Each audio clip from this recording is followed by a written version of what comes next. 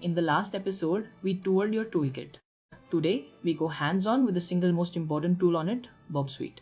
By the end of this episode, you'll be able to catch a live request between your browser and a website, freeze it, and change anything you want before sending it on.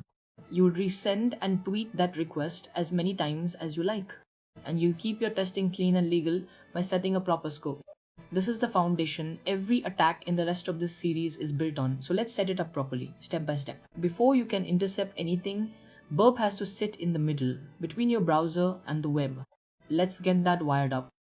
It's easier than it sounds. You've got two options. The simplest is Burp's own built-in browser. Open Burp, go to the Proxy tab and click Open Browser.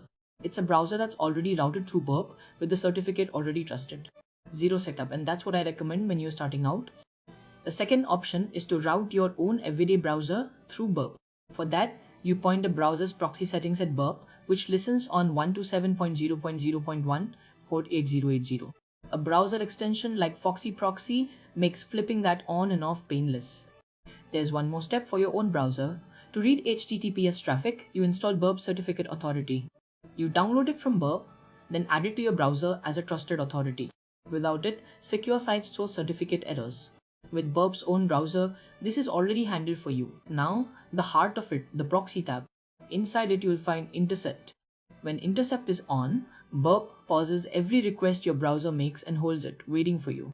You can read it, edit it, then click forward to let it continue, or drop to kill it. When Intercept is off, traffic flows normally, but Burp still quietly records everything in the HTTP history, a running log of every request and response. Here's a beginner trap. People leave Intercept on, the page seems frozen, and they panic. So here's the rule of thumb. Keep Intercept off while you browse, and only turn it on when you want to catch one specific request.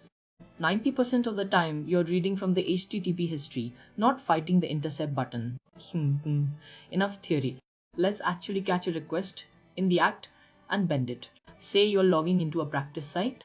You turn Intercept on, then click the login button. Burp freezes the request in mid-air, and now you can see everything the browser was about to send, the URL, the headers, your cookies, and the username and password right there in the body. This is the moment Burp clicks for people. That request is not sacred. You can change the username, change any parameter, add or remove headers, and only then hit forward.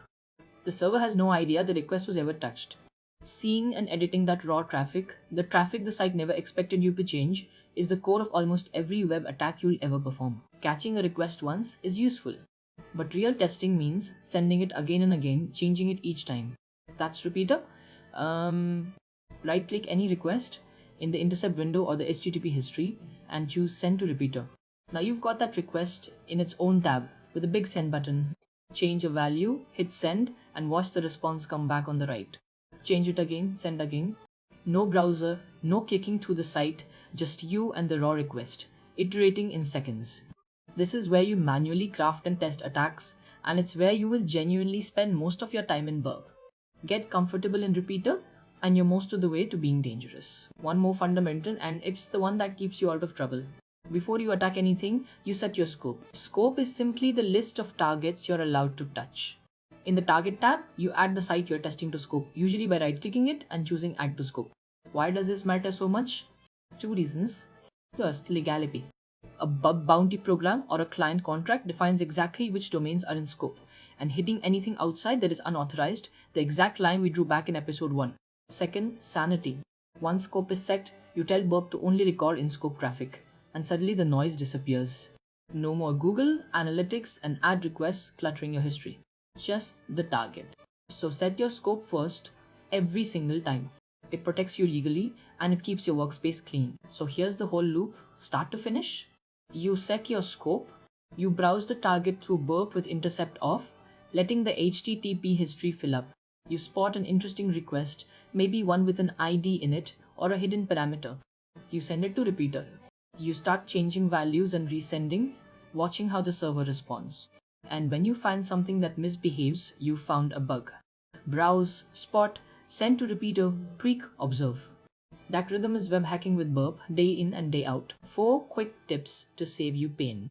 1. If you use your own browser, install the certificate authority right away so HTTPS just works. 2. Set your scope before you touch anything and filter the history to in-scope only. 3. Learn the repeater keyboard shortcut for send. We'll press it thousands of times. And 4. Explore match and replace in the proxy settings. It can automatically rewrite parts of every request, which is a huge time saver later. Everything from here gets built on this. When we start hunting real vulnerabilities in the coming modules, injection, access control, server-side bugs, every single attack comes down to the same moves you just learned. Intercept a request, send it to repeater, change a value, and read the response. This isn't just another tool tutorial. This is the muscle memory that turns a technique on paper into a bug you actually found. So don't just watch it. Open Burp and intercept one request today. Hassan. Let's lock it in. 1. Burp sits between your browser and the web as a proxy, and the easiest start is Burp's own built-in browser. 2. The proxy tab intercepts requests, forward, drop, or leave it off and read the HTTP history. 3. Install the certificate authority if you use your own browser or HTTPS will break. 4. Repeater lets you resend and tweak one request endlessly, and it's where you live. And 5. Always set your scope first, for legality and for sanity. Just screenshot this. You've now got real control over Burp Suite. Next episode, we go up a level, Intruder, for automating attacks across hundreds of requests, plus Decoder, Comparer, and Sequencer, the intermediate toolkit that makes you fast. Subscribe so you don't miss it, and drop a comment telling me, did you get Burp intercepting your first request? Get your hands on it, and I'll see you in the next one.